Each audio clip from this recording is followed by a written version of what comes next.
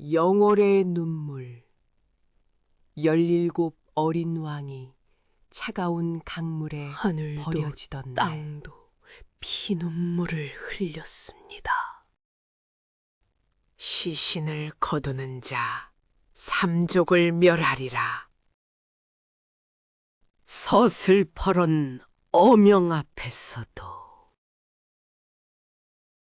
눈보라를 뚫고 나선 한 사내가 있었습니다. 전하, 이 못난 백성이 모시겠사옵니다. 스스로 삼족을 멸한 위대한 충심. 역사가 지우려 했던 그날의 진실. 여러분, 역사는 승자의 기록이라지만 패자의 눈물은 땅에 스며들어 영원히 지워지지 않습니다. 오늘은 우리 역사상 가장 슬픈 왕 단종의 이야기를 해볼까 합니다. 때는 세조 3년이었습니다. 한양의 궁궐 깊은 곳, 편전에는 무거운 침묵만이 감돌고 있었지요. 세조는 고개를 푹 숙인 채 깊은 고민에 빠져 있었습니다. 그의 앞에는 7살의 기운을 타고났다는 희대의 책략과 한명회가 서 있었지요. 전하, 결단을 내리셔야 합니다. 한명회의 목소리는 뱀처럼 차갑고 끈적거렸습니다.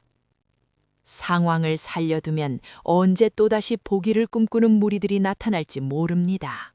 뿌리를 뽑아야 합니다.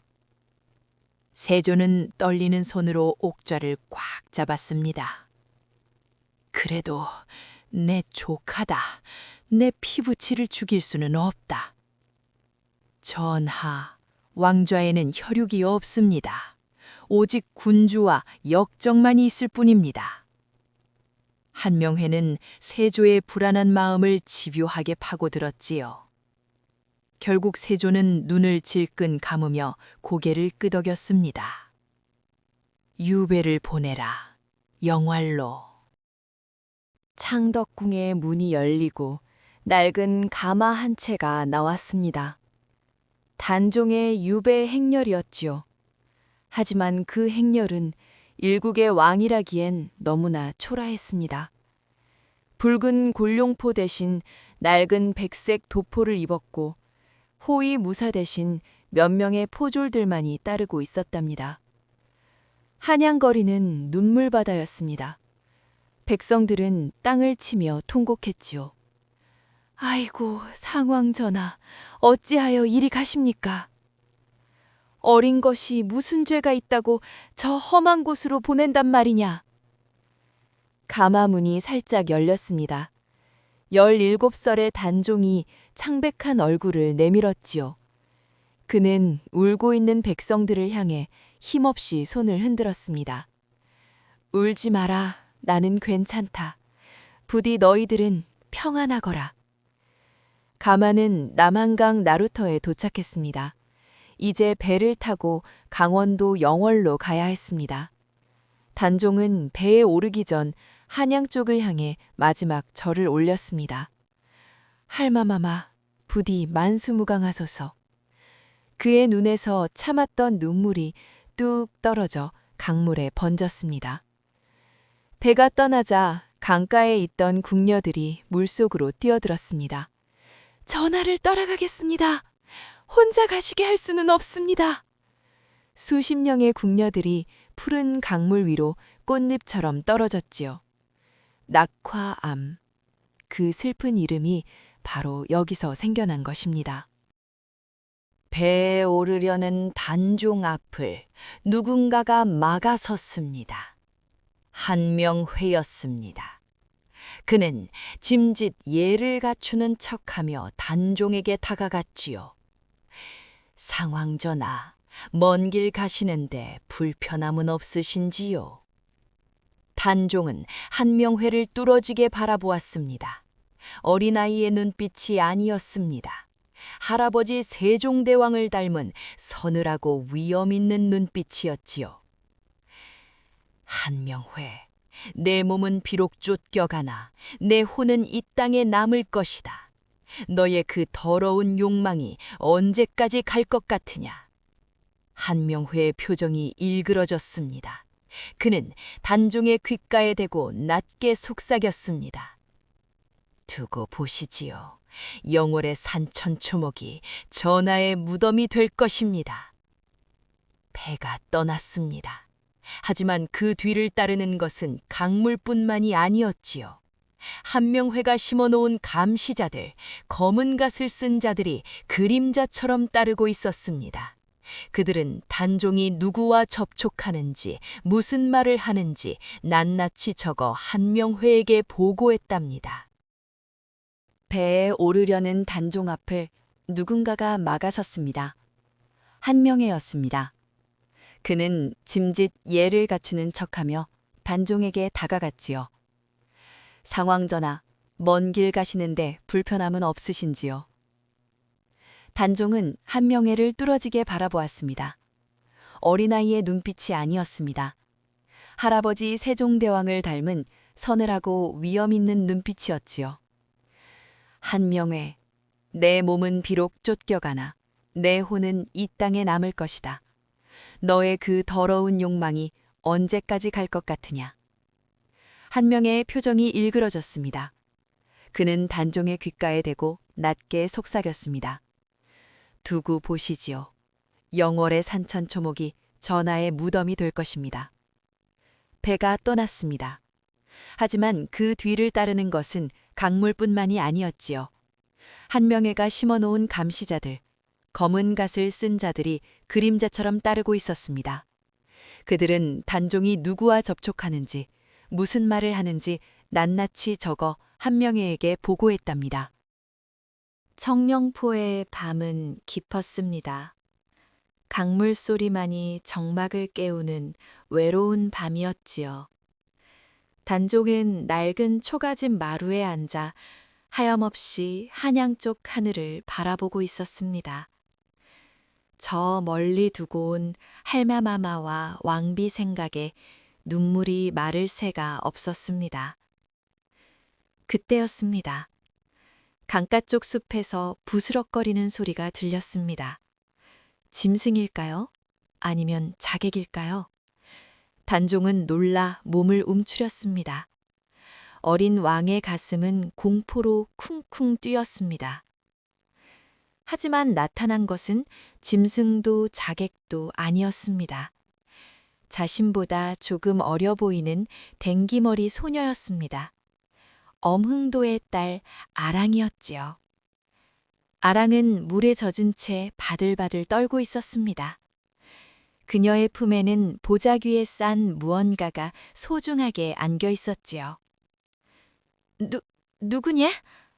단종이 떨리는 목소리로 물었습니다. 아랑은 넙죽 절을 올렸습니다. 전하, 놀라게 해드려 죄송합니다. 저는 영월 호장 엄흥도의 딸 아랑이라 하옵니다. 엄흥도?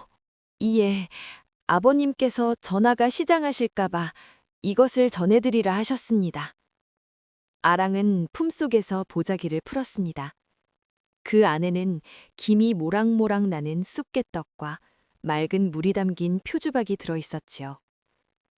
궁궐에서 먹던 화려한 음식에 비하면 보잘것없는 것이었지만 단종의 눈에는 그 어떤 진수성찬보다 귀하게 보였습니다. 단종은 쑥개떡을 집어들었습니다. 한 입 베어 물자 입안 가득 향긋한 쑥냄새가 퍼졌습니다. 따뜻했습니다. 어머니의 품처럼, 할머니의 손길처럼 따뜻했습니다. 맛있구나. 정말 맛있다. 단종은 울면서 떡을 먹었습니다. 목이 메어 넘어가지 않았지만 꾸역꾸역 삼켰습니다. 이것은 단순한 떡이 아니었습니다. 엄흥도와 아랑에 목숨을 건 정성이었습니다. 고맙다. 내 이름이 아랑이라 했느냐? 예, 전하. 나 때문에 네가 위험해질 수도 있다. 다시는 오지 마라. 단종은 걱정스러운 눈으로 말했습니다. 하지만 아랑은 고개를 저었습니다. 아니옵니다. 아버님께서 말씀하셨습니다. 전하를 지키는 것이 백성의 도리라고요. 저도 아버님을 도울 것입니다. 그날 이후 아랑은 매일 밤 강을 건너왔습니다. 비가 오나 눈이 오나 하루도 거르지 않았지요. 단종은 아랑이 오는 시간만을 기다렸습니다.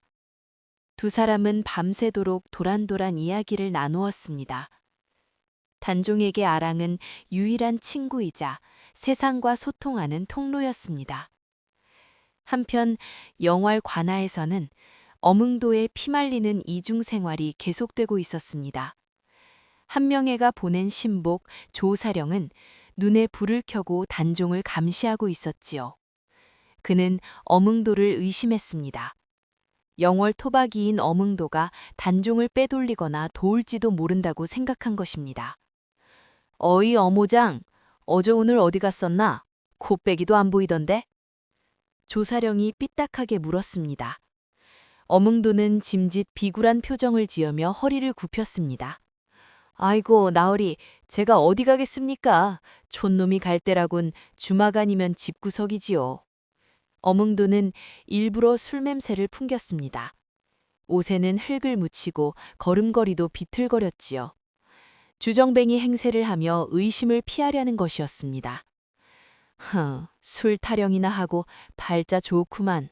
조사령은 혀를 차며 돌아섰습니다. 어몽도는 그 뒷모습을 보며 안도의 한숨을 내쉬었습니다. 하지만 가슴속은 숯검정처럼 타들어가고 있었습니다. 밤마다 딸을 사지로 내몰아야 하는 아비의 심정, 그리고 어린 왕이 겪는 고초를 지켜봐야 하는 신하의 심정. 어몽도는 남몰래 눈물을 훔쳤습니다. 어느 날 조사령이 어몽도를 불렀습니다. 어무장, 오늘 밤에 청령포 순찰을 좀 돌아야겠어. 예? 밤에요? 그래, 요즘 쥐새끼 한 마리가 들락거린다는 소문이 있어서 말이야. 어몽도의 심장이 덜컥 내려앉았습니다. 아랑이었습니다. 아랑이 들킨 것일까요? 아이고, 나으리, 밤에는 짐승들이 많아 위험합니다. 내일 아침에 가시지요. 어몽도는 필사적으로 말렸습니다. 하지만 조사령의 눈빛은 매서웠습니다. 왜? 찔리는 거라도 있나? 잔말 말고 따라와. 어몽도는 어쩔 수 없이 조사령을 따라 나설 수밖에 없었습니다. 속으로는 아랑아, 제발 오늘은 오지 마라 하고 수천 번을 빌면서요. 칠흑 같은 어둠 속에서 배 한 척이 청령포로 향했습니다. 어몽도는 노를 저으며 식은땀을 흘렸습니다. 청령포에 도착하자 조사령은 숲속으로 숨어들었습니다. 어몽도도 뒤따랐습니다. 시간이 얼마나 흘렀을까요? 강물 소리 사이로 첨벙첨벙 물살을 가르는 소리가 들려왔습니다. 아랑이었습니다. 머리에 보따리를 이고 헤엄쳐 오고 있었습니다. 저기다! 쥐새끼가 나타났다! 조사령이 소리치며 활을 겨누었습니다. 어몽도는 눈앞이 깜깜해졌습니다. 안 돼! 쏘지 마시오! 어몽도가 조사령의 팔을 쳤습니다. 뿅! 화살이 빗나가 강물에 꽂혔습니다. 이 미친놈이 뭐 하는 짓이야! 조사령이 어몽도의 멱살을 잡았습니다. 나으리, 저건 멧돼지입니다. 어둠 속이라 잘못 보신 겁니다. 비켜! 내 눈으로 똑똑히 봤어! 조사령은 어몽도를 밀치고 다시 활을 겨누었습니다. 아랑은 소리를 듣고 물속으로 잠수했습니다. 하지만 숨을 쉬러 나와야만 했습니다. 조사령의 화살 끝은 아랑이 떠오를 곳을 정확히 겨누고 있었지요. 절체절명의 순간, 어몽도는 결심했습니다.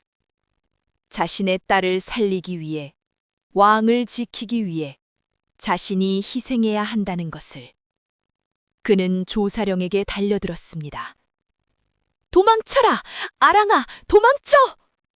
어몽도의 외침이 강물 위로 울려 퍼졌습니다. 두 사내는 엉겨붙어 뒹굴었습니다. 과연 어몽도는 무사할 수 있을까요? 그리고 아랑은 살아남을 수 있을까요? 강물 위에서 두 사내가 엉겨붙어 싸웠습니다. 어몽도는 죽을 힘을 다해 조사령을 붙잡았습니다. 아랑아, 어서 가라! 뒤도 돌아보지 말고 가라! 아랑은 물속에서 솟구쳐 올랐습니다. 아버지의 외침을 듣고 망설였지만 어몽도의 눈빛이 너무나 간절했습니다. 아랑은 이를 악물고 강 건너편으로 헤엄쳤습니다. 그녀가 무사히 숲으로 사라지는 것을 보고서야 어몽도는 조사령을 놓아주었습니다. 조사령은 씩씩거리며 물에서 나왔습니다. 이 미친 늙은이가 제정신이야. 어몽도는 바닥에 엎드려 빌었습니다. 죽을 죄를 지었습니다. 딸아이가 걱정이 되어 그만. 딸? 저게 네 딸이라고? 예, 철없는 것이 아비를 보러 온다고. 어몽도는 거짓말을 했습니다.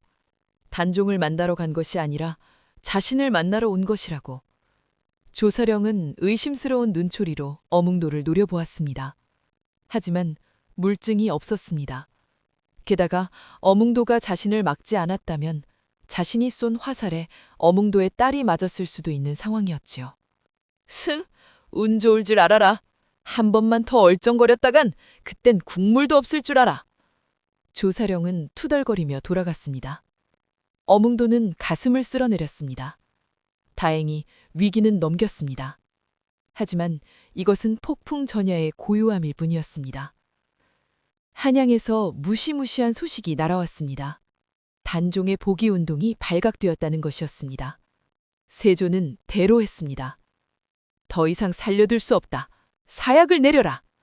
금부도사 왕방연이 사약을 들고 영월로 출발했습니다. 죽음의 그림자가 청령포를 향해 다가오고 있었습니다. 단종은 직감했습니다. 자신의 시간이 얼마 남지 않았다는 것을. 강물 소리가 유난히 구슬프게 들리던 날, 단종은 자규류에 올랐습니다. 자규류는 자규, 소쩍새가 우는 누각이라는 뜻이지요. 단종은 붓을 들어 시를 썼습니다. 피를 토하는 심정으로 써내려간 시. 한 마리 원한 맺힌 새가 궁중을 나오니 외로운 몸 짝없는 그림자가 푸른 산을 헤매네. 밤이 가고 밤이 와도 잠 못 이루고 해 가고 해 와도 하는 끝이 없구나. 시를 읊는 단종의 목소리가 떨렸습니다. 17살. 꽃다운 나이에 꺾여버린 운명. 그는 하늘을 원망하지 않았습니다. 다만 자신이 사랑했던 사람들을 다시 볼 수 없다는 것이 슬펐을 뿐입니다. 그날 밤 아랑이 다시 찾아왔습니다. 어몽도의 만류에도 불구하고 마지막이라는 예감이 들어서였지요. 천하, 아랑은 단종의 수척해진 얼굴을 보고 눈물을 흘렸습니다. 단종은 미소를 지으며 아랑의 손을 잡았습니다. 아랑아, 울지 마라. 나는 괜찮다. 전하, 도망가세요. 아버지가 배를 준비해 두셨습니다. 아랑이 매달렸습니다. 하지만 단종은 고개를 저었습니다. 내가 도망가면 너희 가족이 죽는다. 나를 위해 목숨을 건 사람들을 더 이상 희생시킬 수는 없다. 단종은 품속에서 편지 한 통을 꺼냈습니다. 이것을 내 아내에게 전해다오. 부디 잘 지내라고. 다음 생에는 평범한 부부로 만나자고. 그것은 정순 황후에게 보내는 마지막 연서이자 유언이었습니다. 아랑은 편지를 받아들고 오열했습니다. 다음 날 금부도사 왕방연이 청령포에 도착했습니다. 그의 손에는 사약이 들려 있었습니다. 왕방연도 사람이었습니다. 죄 없는 어린 왕에게 사약을 바쳐야 하는 자신의 처지가 원망스러웠습니다. 단종은 덤덤하게 물었습니다. 왔느냐? 올 것이 왔구나. 단종은 의관을 정제하고 마루에 앉았습니다. 방연아, 울지 마라. 이것이 내 운명인 것을 어찌하겠느냐. 단종은 오히려 왕방연을 위로했습니다. 하지만 사약을 마시는 일은 쉽지 않았습니다. 하인들도 차마 왕의 목을 조르지 못해 도망쳤습니다. 결국 밖에서 기다리던 공생 하나가 들어왔습니다. 그는 활시 위를 꼬아 만든 끈을 들고 있었습니다. 단종은 눈을 감았습니다. 어머니, 할마마마, 이제 갑니다. 잠시 멈춤. 바람소리. 단종의 숨이 끊어졌습니다. 그 순간 맑던 하늘에서 천둥이 치고 비가 쏟아졌습니다. 청룡포의 강물도 소용돌이 쳤습니다. 하늘도 땅도 어린 왕의 죽음을 슬퍼하는 것 같았습니다. 왕방연은 땅을 치며 통곡했습니다. 전하! 전하! 그의 울음소리가 빗소리에 섞여 영월 골짜기를 메웠습니다. 비극은 여기서 끝나지 않았습니다. 한양에서 또 다른 어명이 내려왔습니다. 세조의 명이었습니다. 죄인 노상군의 시신을 거두지 마라. 강물에 던져버려라. 만약 시신을 거두는 자가 있다면 삼족을 멸할 것이다. 삼족을 멸한다. 그 무시무시한 어명에 아무도 단종의 시신에 손을 대지 못했습니다. 단종의 시신은 동강에 버려졌습니다. 차가운 강물 위로 왕의 옥체가 둥둥 떠다녔습니다. 밤이 되자 강가에는 짐승들이 몰려들었습니다. 늑대와 까마귀들이 시신을 노리고 눈을 번뜩였지요. 하지만 신기한 일이 벌어졌습니다. 어디선가 노루 한 마리가 나타나더니 시신 곁을 지키고 서 있는 것이었습니다. 마치 짐승들이 접근하지 못하게 막아주는 것처럼. 엄흥도는 강가 수풀 속에 숨어 그 광경을 보고 있었습니다. 그는 주먹을 꽉 쥐어 피가 났습니다. 전하, 이놈이, 이 못난 놈이 죄인입니다. 왕의 시신이 물고기 밥이 되고 짐승의 먹이가 되는 것을 지켜봐야만 하는 현실.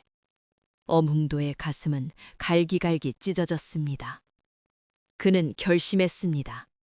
삼족이 멸해진다 해도 좋다. 내 손으로 전하를 모시겠다. 엄흥도는 집으로 달려갔습니다. 그리고 자고 있는 아들들을 깨웠습니다. 일어나라. 오늘 밤 우리는 큰 일을 해야 한다. 엄흥도의 눈에는 비장함이 서려 있었습니다. 그것은 단순히 시신을 수습하는 일이 아니었습니다. 역사에 그리고 자신의 양심에 죄를 짓지 않으려는 한 인간의 위대한 용기였습니다. 엄흥도는 아들 셋을 불러 모았습니다. 방 안에는 비장한 공기가 감돌았습니다. 잘 듣거라. 나는 오늘 밤 상왕 전하의 시신을 모시러 갈 것이다. 아들들은 화들짝 놀랐습니다. 아버님, 그건 영모입니다. 시신을 거두면 삼족을 멸한다고 했습니다. 알고 있다. 그러니 너희는 지금 당장 짐을 싸서 떠나거라. 멀리, 아주 멀리 도망가서 숨어 살아라. 엄흥도는 아들들의 손을 하나하나 잡았습니다. 못난 나비를 용서해라. 하지만 나는 사람의 도리를 저버리고 살 수는 없다. 전하의 시신이 강물에 떠다니는데 내 어찌 따뜻한 방에서 잠을 잘 수 있겠느냐. 아들들은 울면서 아버지를 말렸지만 엄흥도의 고집을 꺾을 수는 없었습니다. 그때 방문이 열리고 아랑이 들어왔습니다. 그녀는 이미 상복을 입고 있었습니다. 저도 가겠습니다, 아버지.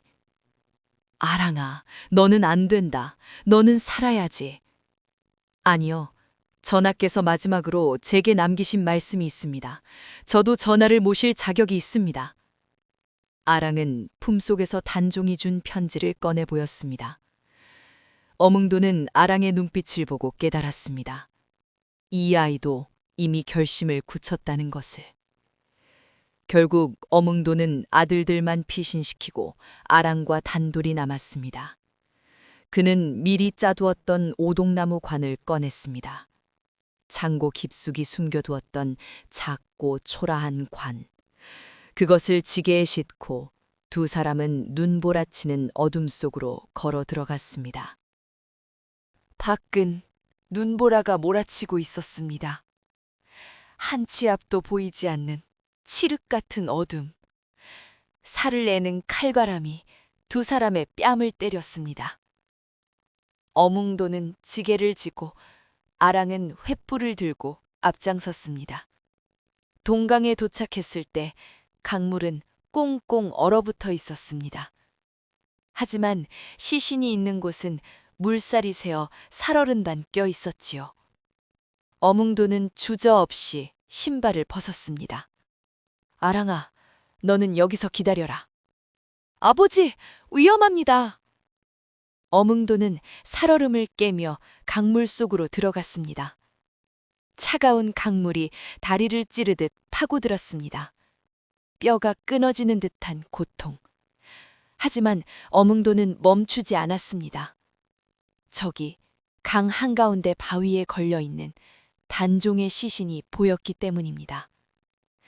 어몽도는 시신을 안아 올렸습니다. 가벼웠습니다. 너무나 가벼워서 눈물이 났습니다. 전하, 얼마나 추우셨습니까? 이 못난 신하가 늦었습니다. 어몽도는 자신의 체온으로 시신을 녹이려 애썼습니다. 꽁꽁 언 시신을 등에 업고 다시 강을 건너왔습니다. 강가에 다다르자 아랑이 달려와 시신을 받았습니다. 아랑은 자신의 겉옷을 벗어 시신을 덮어주었습니다. 전하, 이제 따뜻하시지요? 이제 집에 가요. 두 사람은 관에 모셨습니다. 그리고 다시 지게를 지고 산을 올랐습니다. 눈은 점점 더 거세게 내리고 있었습니다. 달이 푹푹 빠져 걷기조차 힘들었지요. 산을 오르던 어몽도는 지쳐 쓰러졌습니다. 아이고, 더 이상은 못 가겠다. 지게 무게가 천근만근이었습니다. 아랑도 손발이 얼어 감각이 없었습니다. 이대로 가다간 눈 속에 파묻혀 죽을지도 모르는 상황. 그때였습니다. 눈보라 사이로 무언가가 움직였습니다. 노루였습니다.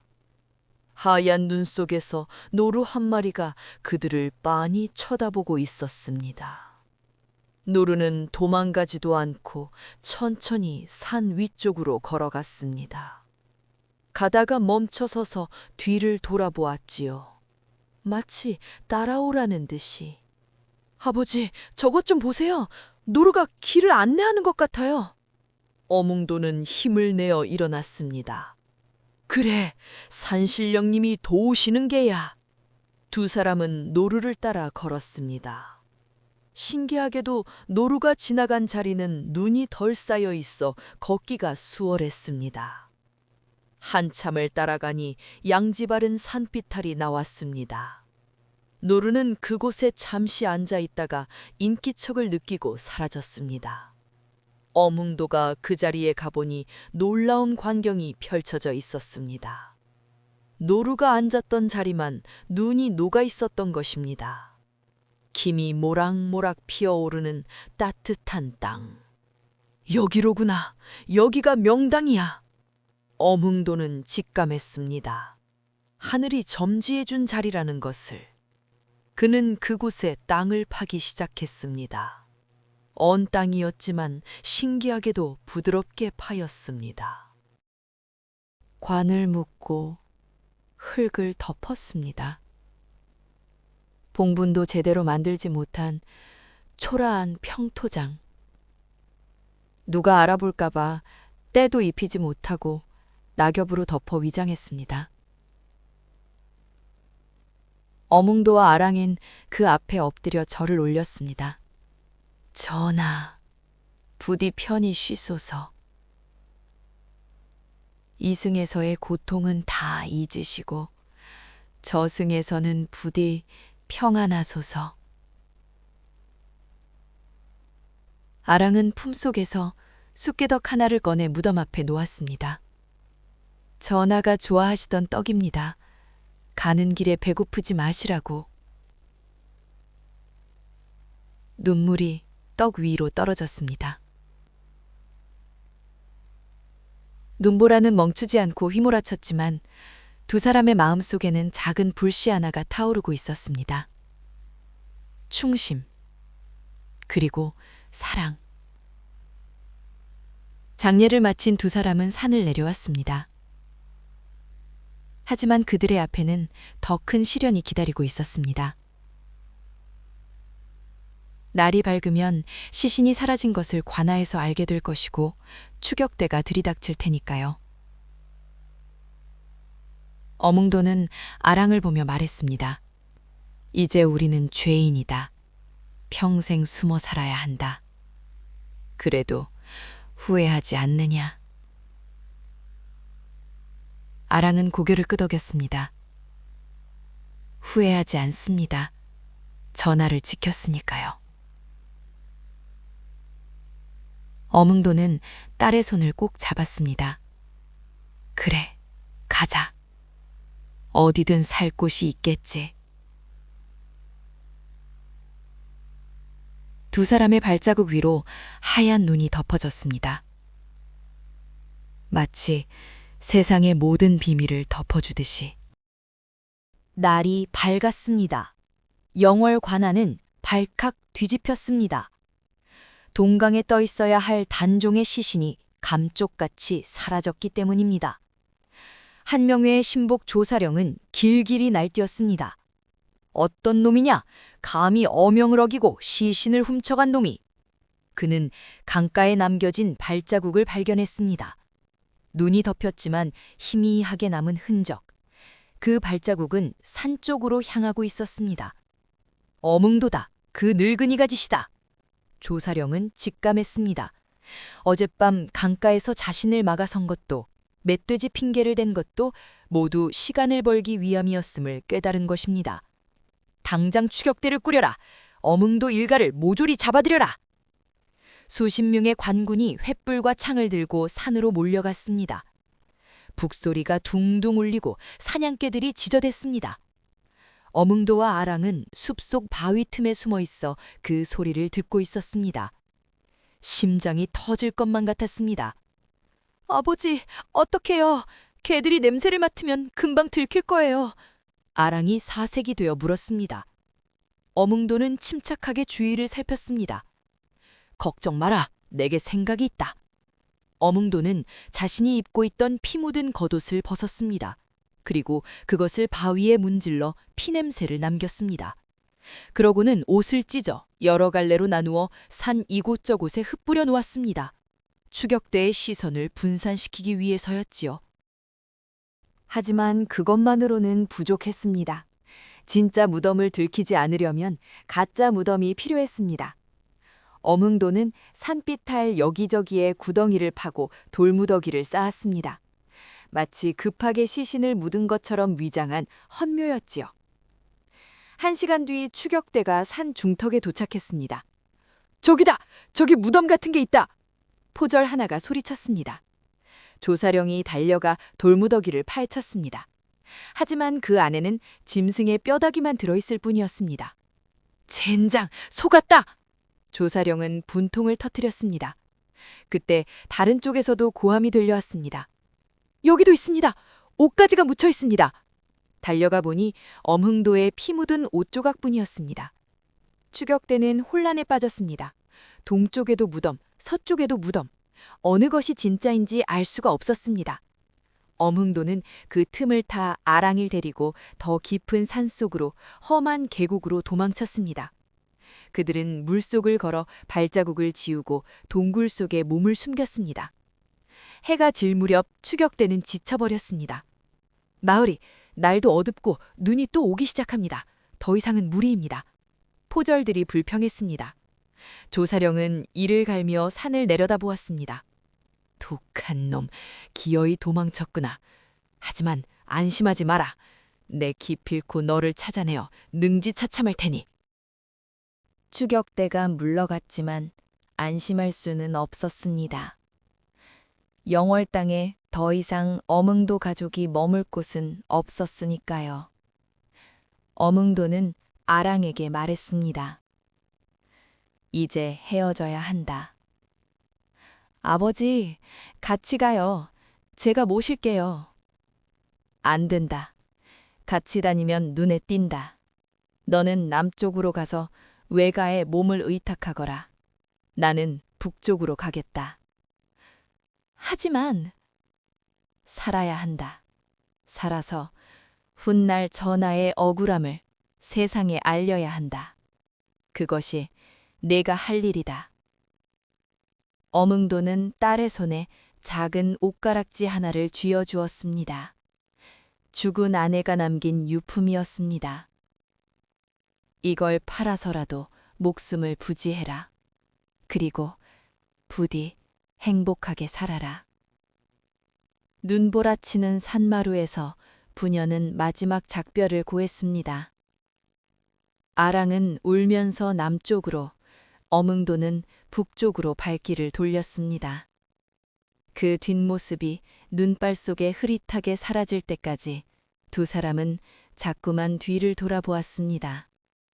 이것이 살아서 보는 마지막 모습일지도 모른다는 예감이 들었기 때문입니다. 그 후로 어몽도는 종적을 감추었습니다. 누구는 그가 산쪽에서 화전민이 되었다고 하고 누구는 승려가 되었다고도 했습니다. 하지만 분명한 것은 그가 평생 단 한 번도 영월 쪽을 향해 다리를 뻗고 자지 않았다는 것입니다. 자신이 모신 어린 왕이 그 차가운 땅 속에 홀로 누워 계셨으니까요. 한편 한양 궁궐에서는 기이한 일이 벌어지고 있었습니다. 단종이 사약을 받고 죽은 그날 밤부터 세조는 잠을 이루지 못했습니다. 침전에 들기만 하면 어디선가 아이 우는 소리가 들려왔기 때문입니다.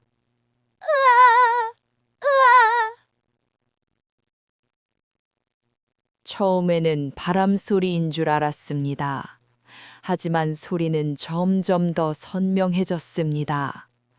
벽장 속에서, 천장 위에서, 마루 밑에서, 마치 사방에서 포위해오는 것처럼.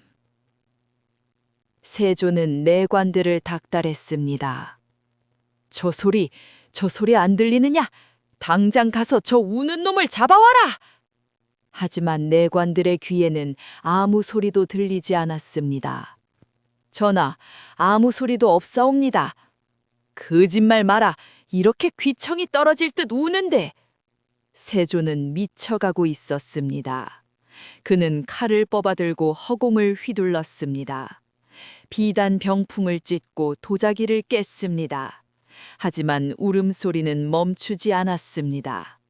그것은 귀로 듣는 소리가 아니라 죄책감에 젖은 마음이 만들어낸 소리였으니까요. 그러던 어느 날 밤이었습니다. 세조가 깜빡 잠이 들었을 때 방문이 스르르 열렸습니다. 찬바람과 함께 하얀 소복을 입은 여인이 들어왔습니다. 단종의 어머니 현덕완후였습니다. 그녀의 얼굴은 분노로 일그러져 있었고 눈에서는 피눈물이 흐르고 있었습니다. 내 이놈, 내 아들을 죽이고도 네가 무사할 줄 알았느냐? 현덕왕후가 세조의 멱살을 잡았습니다. 그 소나귀 힘이 어찌나 센지 세조는 숨을 쉴 수가 없었습니다. 살려주시오, 형수님, 살려주시오. 세조가 발버둥 쳤습니다. 현덕왕후는 세조의 얼굴에 침을 뱉었습니다. 촤! 이 더러운 놈, 내 아들의 목숨값을 내놓아라! 그리고 그녀는 사라졌습니다. 세조는 비명을 지르며 꿈에서 깼습니다.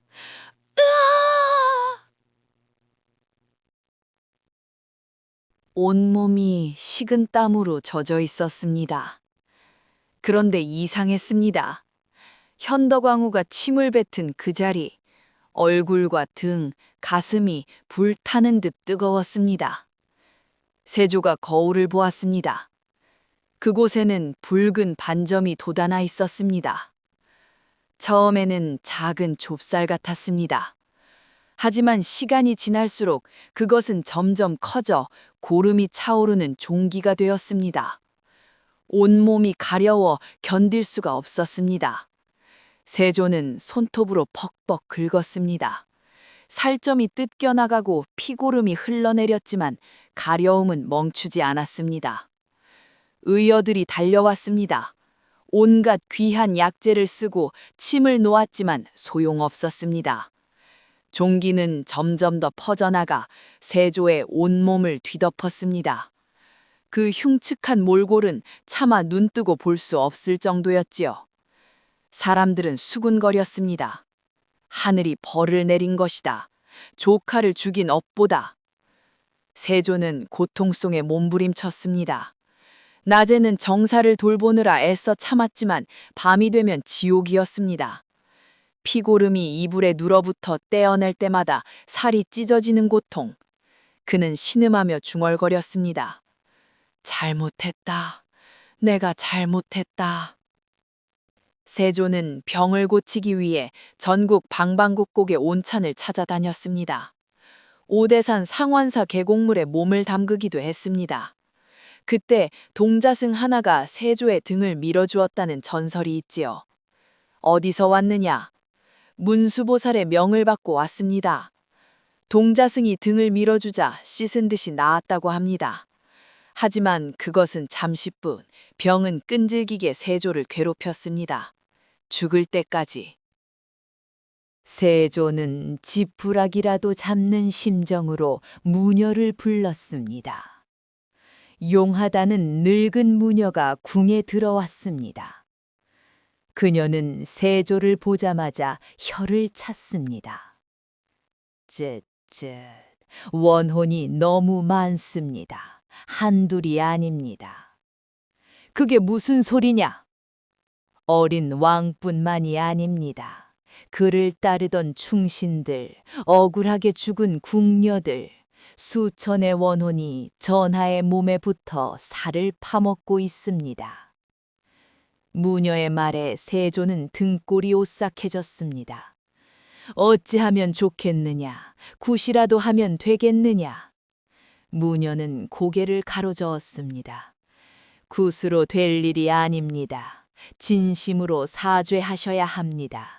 죽은 왕의 시신을 찾아 거두어주고 제사를 지내주셔야 합니다.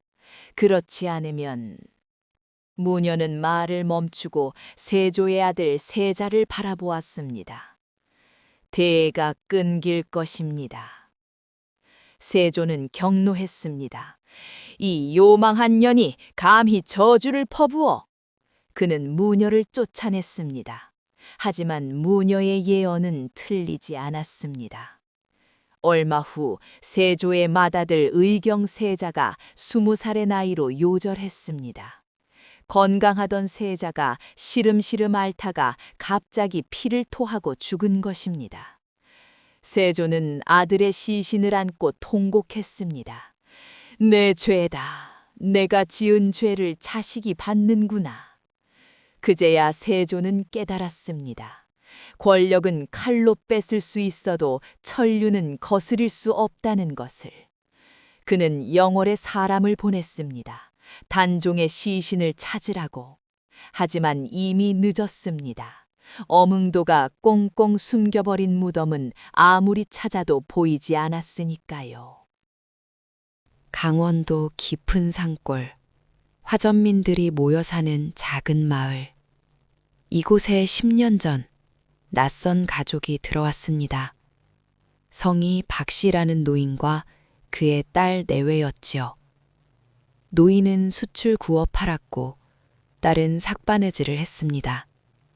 그들은 누구와도 말을 섞지 않았습니다.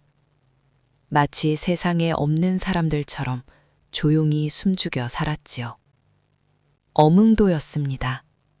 그는 이름을 바꾸고 양반의 신분을 버리고 산속으로 숨어들었습니다. 아랑은 혹시라도 말실수를 할까봐 스스로 벙어리 행세를 했습니다. 말을 하고 싶어도 입을 닫고 웃고 싶어도 소리를 죽였습니다. 그것이 그들이 살아남는 방식이었습니다. 어느 날 마을 우물가에서 안악들이 수군거렸습니다. 저 쑥 굽는 노인네 말이야. 뭔가 수상하지 않아? 맞아. 글을 아는 것 같던데? 지난번에 훈장님이 쓴 글을 읽는 걸 내가 봤어. 양반이 왜 이런 산골에 숨어 살아? 혹시 역적하냐? 아랑은 그 말을 듣고 가슴이 철렁했습니다. 물동이를 든 손이 떨렸습니다. 그녀는 황급히 집으로 돌아왔습니다. 아버지, 사람들이 수근거려요. 여길 떠나야 할 것 같아요. 아랑은 손짓 발짓으로 아버지에게 알렸습니다. 어몽도는 한숨을 쉬며 곰방대를 물었습니다. 벌써 10년이다. 그런데도 세상은 아직 우리를 잊지 않았구나. 며칠 뒤 마을에 광군들이 들이닥쳤습니다. 한명회가 보낸 추격대는 아니었지만 도망친 노비나 역적을 잡으러 다니는 추노꾼들이었습니다. 그들은 집집마다 뒤지며 사람들을 마당으로 끌어냈습니다. 이 마을에 숨어든 낯선 놈이 있다던데 누구냐? 바른 대로 말해라. 어몽도의 집에도 포줄들이 들이닥쳤습니다. 그들은 숯가마를 부수고 살림살이를 내던졌습니다. 어몽도는 무릎을 꿇고 빌었습니다. 나으리, 저희는 그저 화전민일 뿐입니다. 살려주십시오. 포졸대장이 어몽도의 턱을 발로 걷어올렸습니다. 얼굴이 곱상한 게 평생 흙 파먹고 산 놈 같지가 않은데? 손 좀 보자. 어몽도가 손을 내밀었습니다. 거친 숯검정이 묻어 있었지만 손가락에는 붓을 잡았던 굳은 살이 희미하게 남아 있었습니다. 포졸대장의 눈이 번뜩였습니다. 이놈 봐라? 글줄이나 읽은 놈이군. 너 정체가 뭐냐? 혹시 수배 중인 그놈 아니냐? 그때 아랑이 뛰어들었습니다. 아랑은 포졸대장의 바짓가랑이를 잡고 울부짖었습니다. 벙어리 흉내를 내며 아버지를 살려달라고 빌었습니다. 포졸대장은 아랑을 발로 찼습니다. 이년은 뭐야? 벙어리야? 재수없게. 아랑은 바닥에 뒹굴면서도 품속에서 꾸깃꾸깃한 쌈짓돈을 꺼냈습니다. 그동안 바느질에서 모은 전 재산이었습니다. 그녀는 돈을 포졸대장에게 내밀며 손을 비벼댔습니다. 이거 받으시고 제발 가주세요. 포졸대장은 돈을 챙기더니 콧방귀를 뀌었습니다. 오늘은 이만 봐주지. 하지만 수상한 김새가 보이면 바로 관하로 끌고 갈 테니 그리 알아. 포졸들이 물러가고 집안은 난장판이 되었습니다. 그때 밖에서 일하고 돌아온 어몽도의 둘째 아들이 그 광경을 보았습니다. 그는 참았던 분통을 터뜨렸습니다. 아버지, 언제까지 이렇게 살아야 합니까? 아들은 마당에 있는 숯가마니를 발로 찼습니다. 왕이고 충성이고 다 지긋지긋합니다. 우리가 무슨 죄를 지었습니까? 왜 평생 쥐새끼처럼 숨어 살아야 하냔 말입니다. 어몽도는 아무 말 없이 깨진 그릇을 치웠습니다. 참아라. 다 지나갈 것이다. 못 참습니다. 차라리 관아에 가서 자수하겠습니다. 단종 시신 우리가 묻었다고 말하고 그냥 죽겠습니다. 이렇게 사느니 죽는 게 낫습니다. 아들이 대문을 박차고 나가려 했습니다. 어몽도가 달려가 아들의 뺨을 때렸습니다. 짝! 이 못난 놈! 죽는 게 두려워서가 아니다. 전하의 묘소가 파헤쳐질까봐 그게 두려워서 이러는 것이다. 어몽도의 눈에서 피눈물이 흘렀습니다. 내 목숨은 100번 죽어도 아깝지 않다. 하지만 전하의 시신이 또다시 강물에 버려지는 꼴은 내 눈에 흙이 들어가도 못 본다. 아버지는 그 자리에 주저앉아 오열했습니다. 아들도 아랑도 함께 울었습니다. 그날 밤 어뭉도 가족은 짐을 쌌습니다. 이곳도 더 이상 안전하지 않았기 때문입니다. 그들은 또다시 정처 없는 유랑길에 올랐습니다. 눈보라가 치는 밤이었습니다. 강원도 산골을 떠난 어뭉도 가족은 남쪽으로, 더 남쪽으로 내려갔습니다. 발길이 닿은 곳은 경상도 울산의 한 바닷가 마을이었습니다. 파도 소리가 요란하고 짠내음이 진동하는 낯선 땅. 어뭉도는 이곳에서 어부 김씨가 되기로 했습니다. 산에서는 숯을 굽고 바다에서는 고기를 잡는구나. 내 팔자가 참으로 기구하다. 어뭉도는 쓴 웃음을 지으며 그물을 손질했습니다. 아랑은 해녀들에게 물질을 배웠습니다. 차가운 바닷속에 들어가 전복을 따고 미역을 건져 올렸지요. 손은 더 거칠어지고 얼굴은 검게 그을렸지만 마음만은 편안했습니다. 넓은 바다가 모든 것을 삼켜주는 것 같았으니까요. 하지만 평화는 오래가지 않았습니다. 어느 날 새벽 수평선 너머에서 검은 배들이 나타났습니다. 왜구였습니다. 칼을 든 왜구들이 해안가로 들이닥쳤습니다. 약탈하라! 쌀과 여자는 모조리 잡아라! 마을은 순식간에 불바다가 되었습니다. 사람들은 비명을 지르며 도망쳤고 집들은 불탔습니다. 어뭉도는 아랑을 광에 숨기고 작사를 들고 뛰쳐나갔습니다. 비록 늙었지만 한때 영월 호장으로 관할을 지키던 솜씨는 녹슬지 않았습니다. 어뭉도는 마을 청년들을 지휘했습니다. 돌을 던져라! 지붕 위로 올라가서 활을 쏴라! 그의 목소리에는 위엄이 서려 있었습니다. 평소 허리 굽은 늙은 어부의 모습은 온데간데 없었지요. 청년들은 얼떨결에 그의 지시를 따랐습니다. 왜구 2명이 어뭉도에게 달려들었습니다. 어뭉도는 작사를 휘둘러 칼을 쳐내고 한 놈의 다리를 걸어 넘어뜨렸습니다. 이놈들, 여기가 어디라고 감히 발을 들이느냐? 그의 기백에 눌린 왜구들이 주춤했습니다. 그때 마을 현감의 딸이 왜구에게 끌려가고 있었습니다. 살려주세요, 아버지! 현감은 겁에 질려 숨어만 있었습니다. 어뭉도는 망설임 없이 달려갔습니다. 작사를 던져 왜구의 등을 맞추고 현감의 딸을 구해냈습니다. 왜구들은 당황했습니다. 일개 어촌 마을에 이런 지휘관이 있을 줄은 몰랐기 때문입니다. 결국 왜구들은 약탈을 포기하고 배를 돌려 도망쳤습니다. 마을은 지켜졌습니다.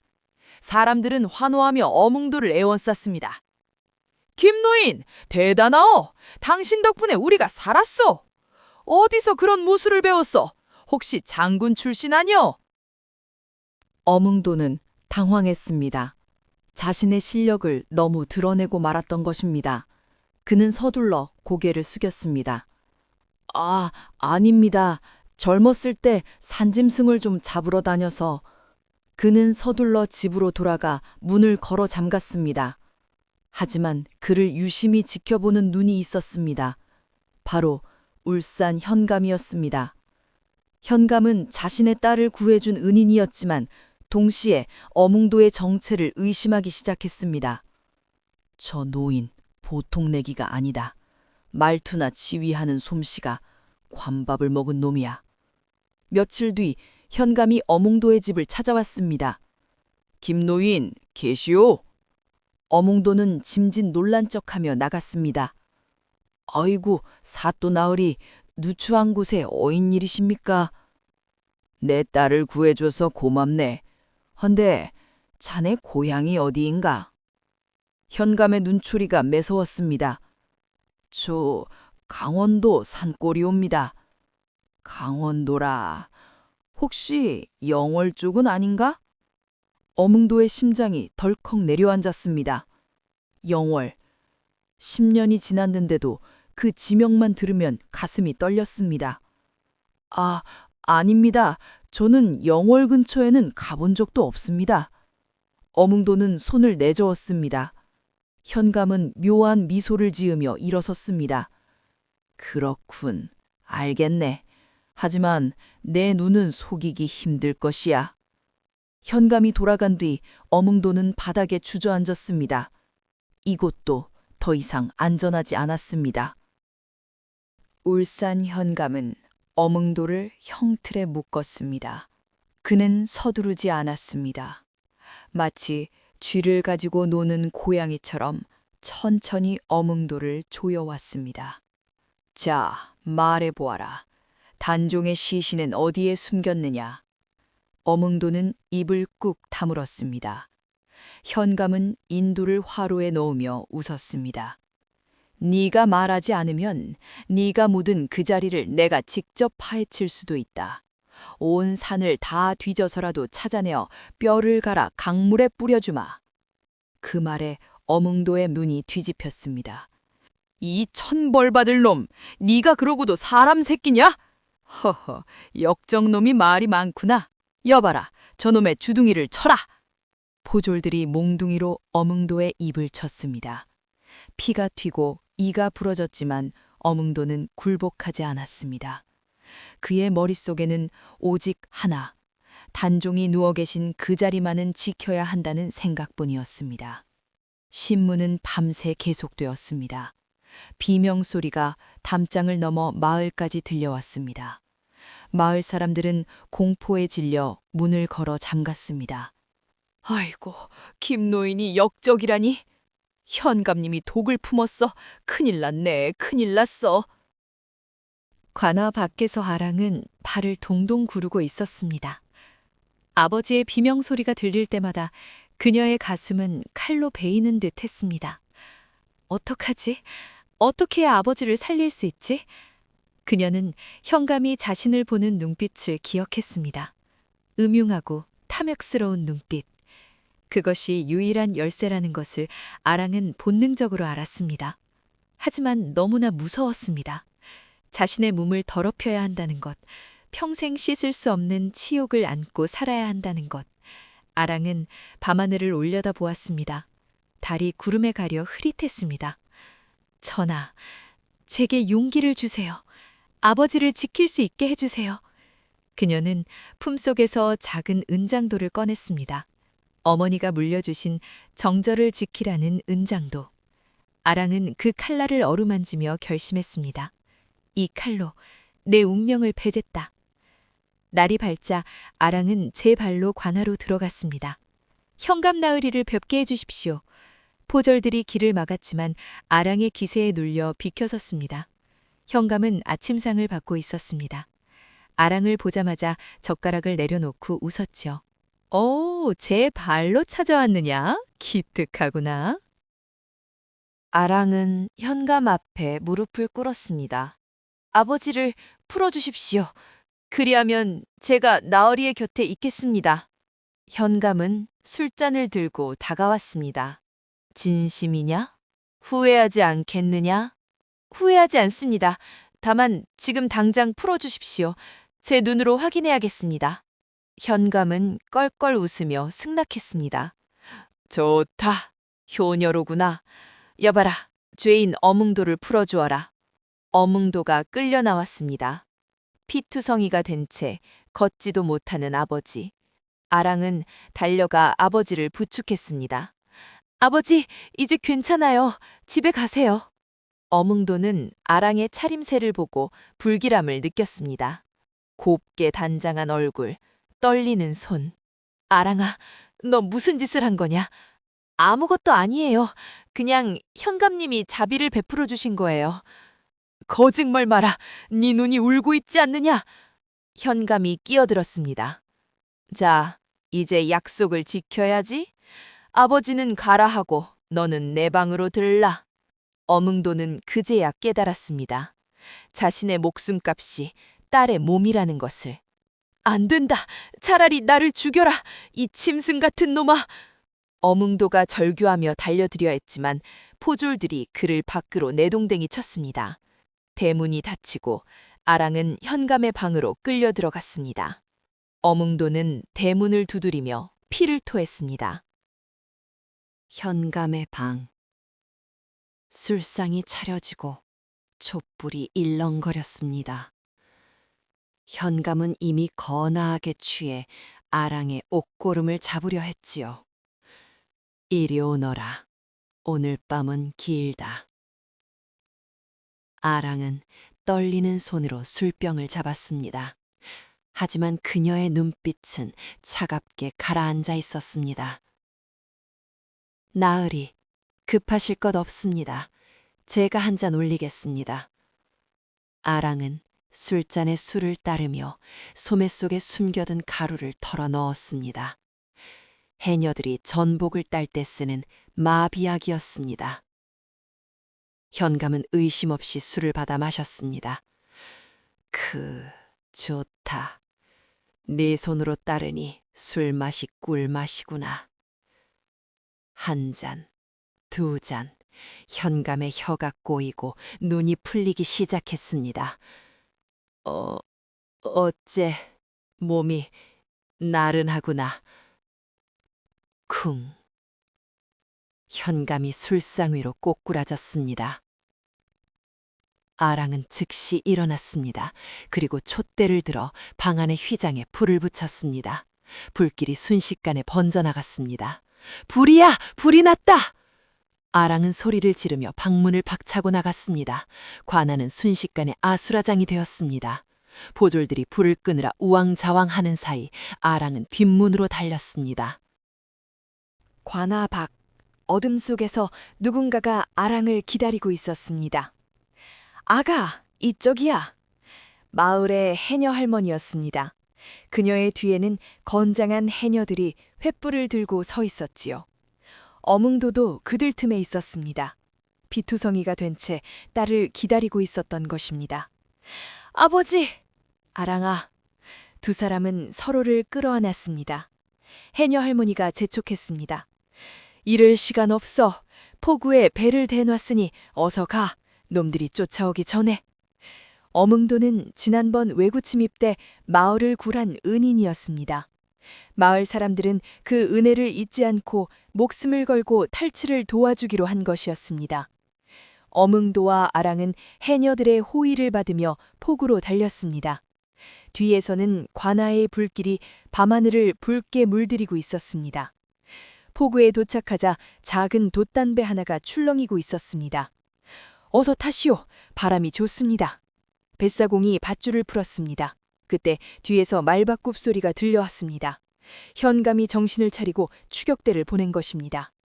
저놈들을 잡아라. 놓치면 다 죽는다. 화살이 빗발쳤습니다. 퓨웅, 퓨웅. 화살 하나가 돛대에 박혔습니다. 어몽도는 아랑을 배 밑바닥에 엎드리게 하고 자신은 노를 저었습니다. 가자! 더 빨리! 해녀들이 바다로 뛰어들었습니다. 그들은 물속에서 추격대의 배 밑창을 뚫거나 닷줄을 끊어버렸습니다. 김노인, 우리는 걱정 말고 가시오. 꼭 살아야 하오. 해녀들의 외침이 파도 소리에 묻혔습니다. 배는 점점 더 먼 바다로 나아갔습니다. 추격대의 횃불이 점처럼 작아졌습니다. 어몽도는 노를 놓고 바닥에 쓰러졌습니다. 온몸의 힘이 다 빠져나갔습니다. 아랑이 기어와 아버지의 피 묻은 얼굴을 닦아주었습니다. 아버지, 살았어요. 우리가 살았어요. 어몽도는 밤하늘을 올려다보았습니다. 수만 개의 별이 쏟아질 듯 빛나고 있었습니다. 전하, 이 목숨 다시 한번 살려주시는군요. 헛되이 쓰지 않겠습니다. 배는 망망대해를 떠다녔습니다. 어디로 갈지는 알 수 없었지만 적어도 그곳은 자유의 땅일 것입니다. 두 사람은 서로에게 기대어 잠이 들었습니다. 파도가 자장가처럼 그들을 어루만져 주었습니다.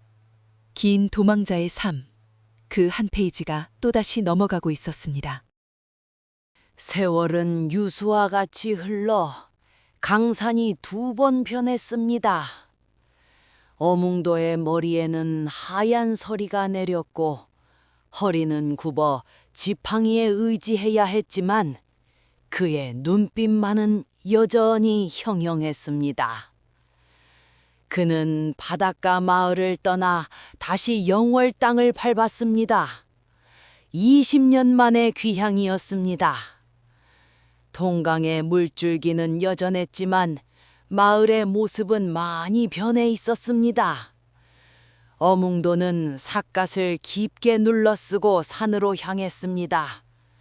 그의 기억 속에 선명한 그곳, 노루가 앉았던 자리, 어린 왕을 묻었던 그 자리를 찾기 위해서였습니다. 전하, 제가 왔습니다. 이 못난 신하가 이제야 왔습니다. 하지만 산세는 20년 전과는 딴판이었습니다. 폭우와 산사태로 지형이 바뀌었고 나무들은 숲을 이루어 길을 막았습니다.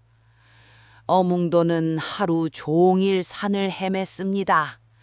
가시덩불에 옷이 찢기고 돌뿌리에 걸려 넘어졌습니다. 어디냐? 도대체 어디란 말이냐? 해가 지고 어둠이 깔리자 어몽도는 조바심이 났습니다. 이대로 못 찾고 죽는다면 전하의 시신은 영영 잊혀질 테니까요. 어몽도가 며칠째 산을 뒤지고 다니자 마을에 소문이 돌았습니다.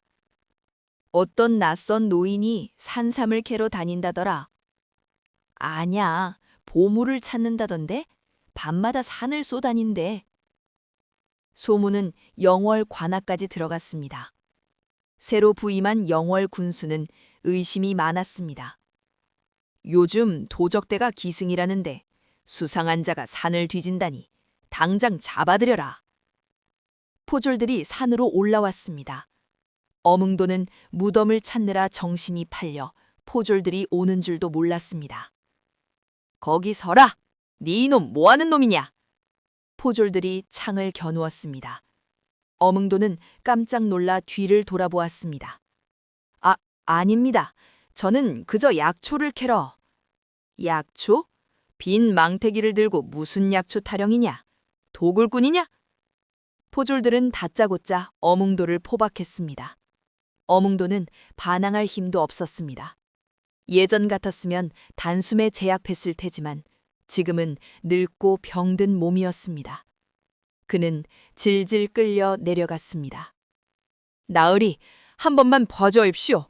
제가 꼭 찾아야 할 것이 있습니다. 어몽도의 애원도 소용없었습니다. 그는 다시 한번 영월 관아에 옥에 갇히게 되었습니다. 차가운 감옥 바닥. 어몽도는 벽에 기대어 한숨을 쉬었습니다. 결국 이렇게 끝나는 것인가? 전하를 뵙지도 못하고 눈물이 주름진 뺨을 타고 흘러내렸습니다. 그때 옆방에 있던 죄수가 말을 걸어왔습니다. 그는 산에서 약초를 캐다 잡혀온 신만이었습니다. 보아하니 억울한 사연이 있는 것 같은데 뭘 찾으러 왔소? 어몽도는 대꾸하고 싶지 않았지만 지푸라기라도 잡는 심정으로 입을 열었습니다. 오래전 잃어버린 묘를 찾으러 왔소. 혹시 동강 윗산에 겨울에도 눈이 쌓이지 않는 곳을 아시오? 신만이의 눈이 커졌습니다. 눈이 안 쌓이는 곳? 알지. 노루목 말이오. 어몽도의 귀가 번쩍 뜨였습니다. 노루목? 그곳이 어디오? 거긴 산짐승들도 쉬어가는 명당이지. 큰 바위 2개 사이로 난 오솔길을 따라가면 나오. 어몽도는 벌떡 일어났습니다. 맞소! 바로 거기요! 하늘이 도우셨습니다. 단종께서 어몽도를 부르고 계신 것이었습니다. 다음 날 어몽도는 군수에게 간청했습니다. 사또 나으리, 제게 하루만 말미를 주십시오. 제가 찾는 것이 무엇인지 보여드리겠습니다. 만약 거짓이라면 제 목을 치셔도 좋습니다. 어몽도의 눈빛이 너무나 결연하여 군수는 마음이 움직였습니다. 좋다. 포졸들과 함께 다녀오너라. 허튼 수작 부리면 바로 죽을 줄 알아라. 영월 군수와 포졸들을 앞세우고 어몽도는 동을지산으로 향했습니다. 20년 전 눈보라를 뚫고 올랐던 그 길. 지금은 자풀이 무성하고 길이 끊겨 있었지만 어몽도의 발걸음에는 망설임이 없었습니다. 그의 몸이 길을 기억하고 있었으니까요. 노인장, 정말 이 산속에 묘가 있단 말이요? 아무리 봐도 짐승길 뿐인데. 포졸들이 투덜거렸습니다. 어몽도는 대답 대신 지팡이로 풀을 헤쳤습니다. 그의 눈은 오직 산 중턱, 노루가 앉았던 그 자리만을 향해 있었습니다. 한참을 오르자 거친 숨소리가 턱 밑까지 차올랐습니다. 늙은 어몽도의 다리는 후들거렸고 땀이 비오듯 쏟아졌습니다. 하지만 그는 쉴 수 없었습니다. 한시라도 빨리 왕을 뵙고 싶은 마음에 넘어지면 기어서라도 산을 올랐습니다. 드디어 2개의 큰 바위가 나타났습니다. 기억 속에 있던 그 바위, 그리고 그 사이로 난 오솔길 끝에 양지바른 언덕이 보였습니다. 동을지 산의 명당 노루목이었습니다. 어몽도는 그 자리에 털썩 주저앉았습니다. 여기다, 여기가 맞다. 군수가 다가왔습니다. 여기가 묘란 말이냐? 봉분도 없고 비석도 없는데 어찌 묘라 하는가? 어몽도는 떨리는 손으로 낙엽을 걷어냈습니다. 20년 전 누가 알아볼까봐 봉분을 만들지 않고 평평하게 다져놓았던 땅. 세월이 흘러 흙이 덮이고 풀이 자랐지만 어몽도만은 알아볼 수 있었습니다. 이 밑을 파보십시오. 제 말이 거짓이면 저를 베셔도 좋습니다. 어몽도의 말에 군수가 포졸들에게 눈짓을 했습니다. 포졸들이 괭이로 땅을 파기 시작했습니다. 퍽, 퍽. 흙 파는 소리가 적막한 산속에 울려 퍼졌습니다. 어몽도는 숨을 죽이고 지켜보았습니다. 전하, 부디 그 자리에 계셔 주십시오. 한 자, 2자, 땅이 깊어질수록 어몽도의 심장은 터질 듯 뛰었습니다. 만약 시신이 없다면, 짐승이 파가거나 물이 들어 유실되었다면? 그때였습니다. 뭔가가 걸립니다. 포졸의 괭이 끝에 딱딱한 것이 닿았습니다. 군수가 다급하게 외쳤습니다. 조심해라! 손으로 파라!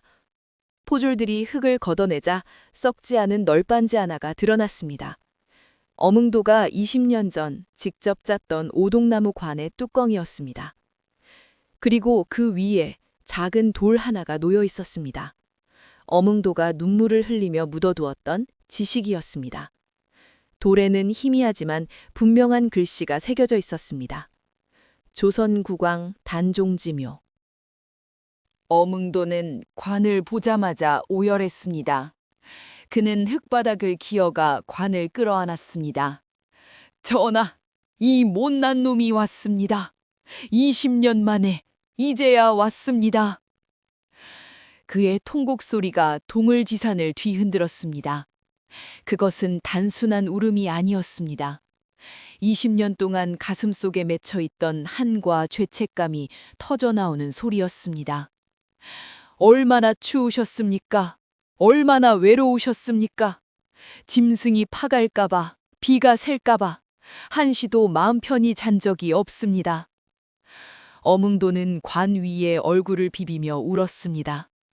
그 모습을 지켜보던 군수도 포졸들도 모두 고개를 숙이고 눈시울을 붉혔습니다.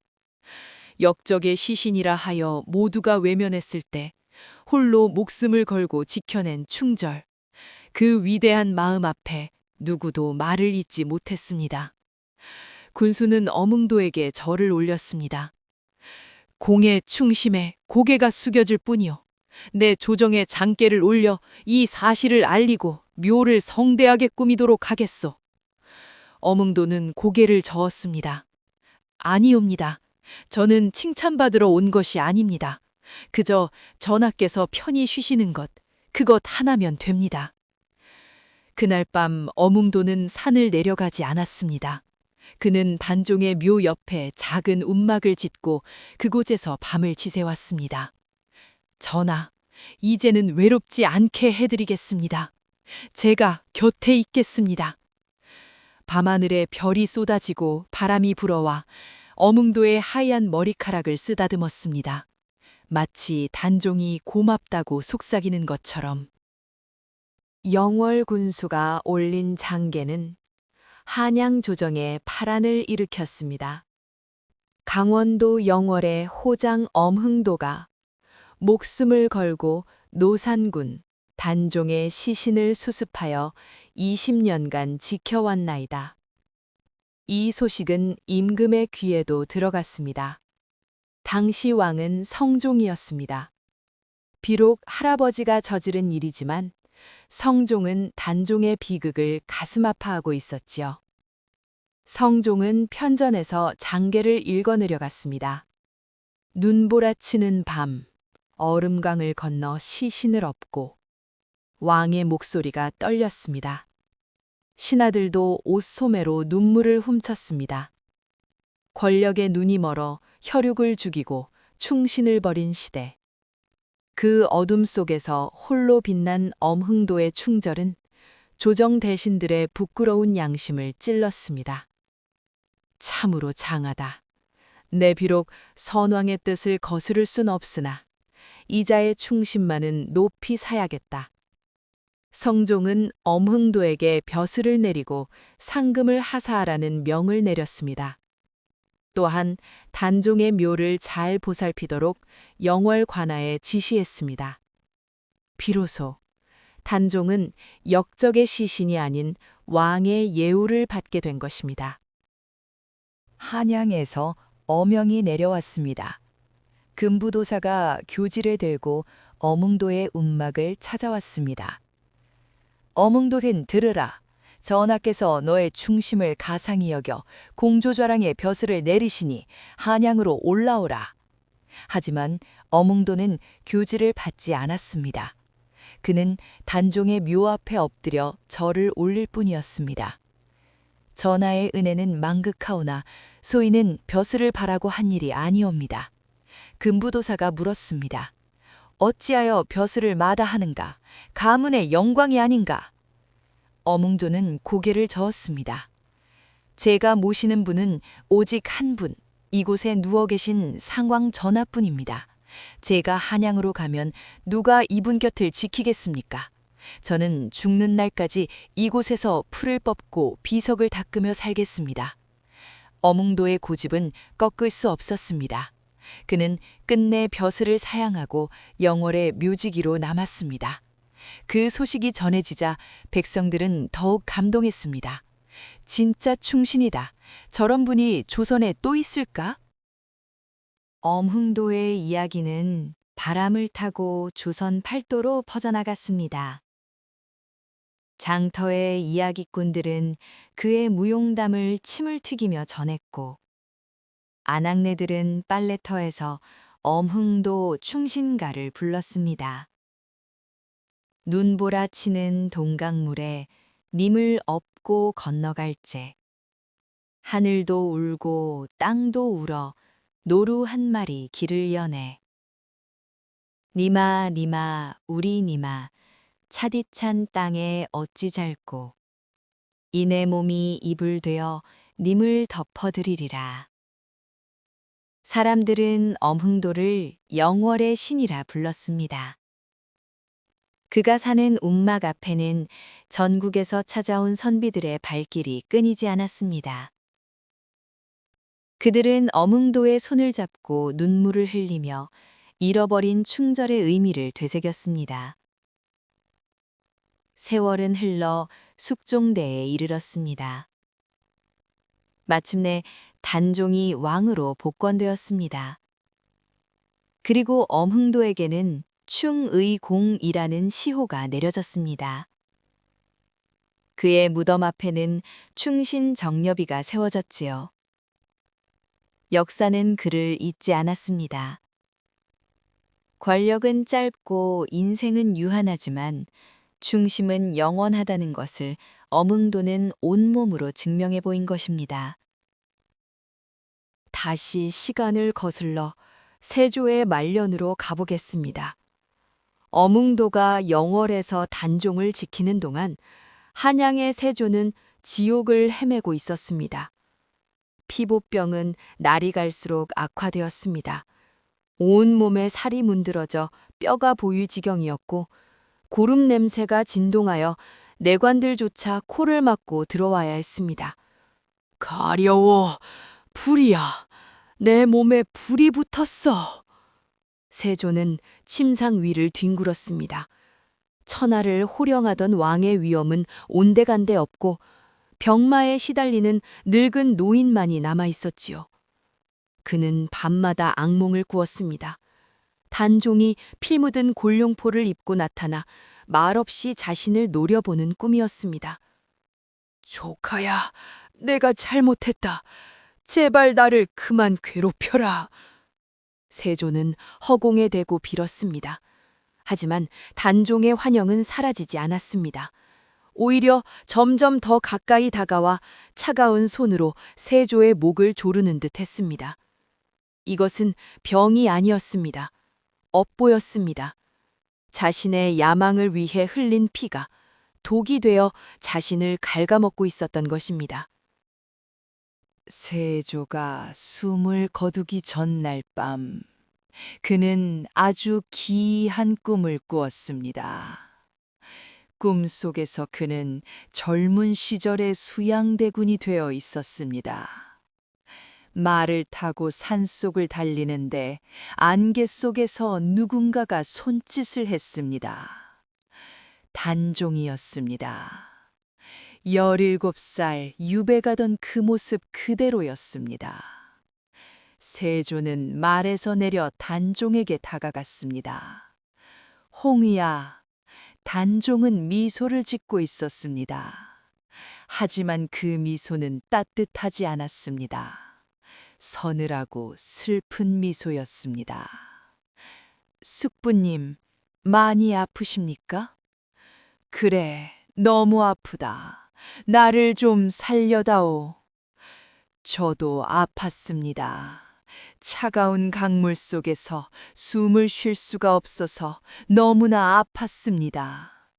단종의 눈에서 피는 눈이 흘러내렸습니다. 세조는 뒷걸음질 쳤습니다. 숙부님은 왕이 되셨지만 행복하셨습니까? 그 자리가 편안하셨습니까? 세조는 아무 대답도 할 수 없었습니까요? 하루도 편한 날이 없었으니까요. 왕좌는 가시방석이었고 권력은 신기루였습니다.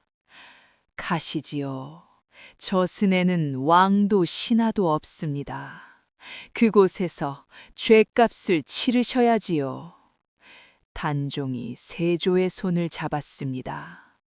그 손은 얼음장처럼 차가웠습니다. 으아! 세조는 비명을 지르며 깨어났습니다. 하지만 눈을 뜰 수가 없었습니다. 몸이 돌처럼 굳어 움직이지 않았습니다. 그의 곁에는 아무도 없었습니다. 평생을 권력투쟁 속에서 사람을 의심하고 죽였던 그였기에 마지막 순간에는 진심으로 그를 위해 울어줄 사람이 없었던 것입니다. 나는 실패했다. 세조는 마지막 숨을 내쉬며 중얼거렸습니다. 천하를 얻었으나 마음을 얻지 못했고 역사를 훔쳤으나 양심을 속이지 못했습니다. 그렇게 조선의 7대 왕 세조는 쓸쓸히 생을 마감했습니다. 그 시각 영월의 엄흥도는 밤하늘을 올려다보고 있었습니다. 한양 쪽 하늘에서 큰 별 하나가 뚝 떨어지는 것을 보았습니다. 전하? 이제 그분도 가셨습니다. 부디 저승에서는 용서하시고 편안하십시오. 엄흥도는 단종의 묘를 향해 큰 절을 올렸습니다. 그것은 승리자의 여유가 아닌 산자가 죽은 자에게 보내는 마지막 예의였습니다. 복수는 끝났습니다. 하지만 상처는 영원히 남았습니다. 다시 세월이 흘러 영월의 동을지 산에는 따뜻한 봄이 찾아왔습니다. 어몽도는 이제 100살이 가까운 노인이 되었습니다. 그는 여전히 단종의 묘 옆 작은 운막에서 홀로 지내고 있었지요. 눈은 침침해지고 귀는 어두워졌지만 매일 아침 묘소의 자풀을 뽑는 일만은 거르지 않았습니다. 어느 날 아침 어몽도는 평소보다 일찍 일어났습니다. 몸이 깃털처럼 가벼웠습니다. 아픈 곳도 없고 마음도 평화로웠지요. 그는 깨끗한 옷으로 갈아입고 묘소 앞에 앉았습니다. 따뜻한 햇살이 그의 주름진 얼굴을 비추었습니다. 전하, 날씨가 참 좋습니다. 오늘은 진달래가 흐드러지게 피었네요. 어몽도는 비석을 쓰다듬으며 중얼거렸습니다. 이제 저도 전하 곁으로 갈 때가 된 것 같습니다. 너무 오래 기다리게 해드려 죄송합니다. 그는 알고 있었습니다. 오늘이 자신의 마지막 날이라는 것을. 하지만 두렵지 않았습니다. 오히려 설레었습니다. 평생 그리워하던 분들을 다시 만날 수 있으니까요. 어몽도는 스르르 눈을 감았습니다. 그때 숲속에서 바스락거리는 소리가 들렸습니다. 눈을 떠보니 하얀 눈 속에 노루 한 마리가 서 있었습니다. 50년 전 눈보라치던 그날 밤 길을 안내해 주었던 바로 그 노루였습니다. 노루는 늙지도 않고 여전히 맑은 눈으로 어몽도를 바라보고 있었지요. 네가 데리러 왔구나. 어몽도가 웃으며 일어났습니다. 신기하게도 지팡이 없이도 걸을 수 있었습니다. 굽은 허리가 펴지고 손발에 힘이 돌아왔습니다. 노루가 앞장서서 걷기 시작했습니다. 어몽도는 그 뒤를 따랐습니다. 숲길을 지나자 환한 빛이 쏟아지는 들판이 나타났습니다. 그곳에는 맑은 강물이 흐르고 온갖 꽃들이 만발해 있었습니다. 그리고 강가 정자에 두 사람이 앉아 있었습니다. 한 명은 골룡포를 입은 소년 단종이었습니다. 또 한 명은 고운 댕기머리를 한 소녀 딸 아랑이었습니다. 아버지! 아랑이 달려와 어몽도의 품에 안겼습니다. 어서 오세요. 한참 기다렸어요. 단종도 환하게 웃으며 다가왔습니다. 어모장, 고생 많았어. 이제는 편히 쉬시오. 어몽도는 두 사람 앞에서 무릎을 꿇고 울었습니다. 전하, 아랑아. 그것은 슬픔의 눈물이 아니라 벅찬 기쁨의 눈물이었습니다. 세 사람은 손을 잡고 꽃밭 사이로 걸어갔습니다. 그들의 뒷모습은 영원히 늙지 않는 소년과 소녀, 그리고 충직한 신하의 모습이었습니다. 동을지산의 바람이 그들의 웃음소리를 실어날랐습니다. 며칠 뒤 마을 사람들이 어몽도의 시신을 발견했습니다. 그는 단종의 묘 옆에 편안히 기대어 잠들어 있었습니다. 얼굴에는 세상 그 무엇보다 평온한 미소가 서려 있었지요. 사람들은 그를 단종의 묘 아래쪽에 묻어주었습니다. 죽어서도 왕을 모시는 신하로 남게 해준 것입니다. 지금도 영월 장릉에 가면 왕릉을 지키고 있는 어몽도의 정려비를 볼 수 있습니다. 역사의 소용돌이 속에서 일개 시골 아전이 목숨을 걸고 지켜낸 의리. 그 숭고한 마음은 수백 년이 지난 지금도 우리에게 깊은 울림을 줍니다. 여러분, 어둠이 깊을수록 별은 더 밝게 빛난다고 합니다. 어몽도의 삶이 그랬습니다. 잔혹한 시대였기에 그의 충절은 더 빛날 수 있었습니다.